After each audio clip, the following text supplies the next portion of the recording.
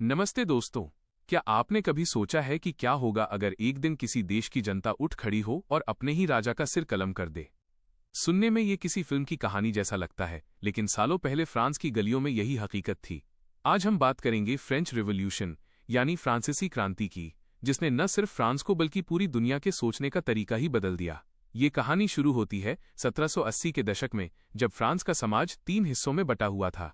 एक तरफ थे चर्च के लोग और रईस खानदान, जो मजे की जिंदगी जी रहे थे और कोई टैक्स नहीं देते थे। दूसरी तरफ थी आम जनता, किसान, मजदूर और छोटे दुकानदार, जिन पर टैक्स का सारा बोझ डाल दिया गया था। उस समय फ्रांस का राजा था लुई 16वां, जो अपनी ही ऐशो आराम की दुनिया में मस्त था, जबकि बाहर लोग भूख से मर रहे थे और रोटी की कीमतें आसमान छू रही थीं। गुस्सा तब और बढ़ गया जब जनता को लगा कि उनकी आवाज सुनने वाला कोई नहीं है। फिर आता है वो ऐतिहासिक दिन, 14 जुलाई 1789, जब भड़की हुई भीड़ ने बास्टिल के किले पर धावा बोल दिया, जो राजा की तानाशाही का प्रतीक था।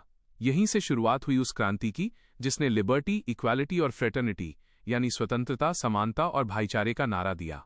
राजा और रानी को महल छोड़कर भागना पड़ा और बाद में उन्हें सरेआम फांसी दे दी गई। लेकिन दोस्तों, ये क्रांति इतनी भी सीधी नहीं थी। राजा के हटने के बाद फ्रांस में एक ऐसा दौर आया जिसे रेन ऑफ टेरर कहा जाता है, जहां रोबेस्पियरे नाम के नेता ने हजारों लोगों को सिर्फ शक के आधार पर मौत के घाट उतार दिया।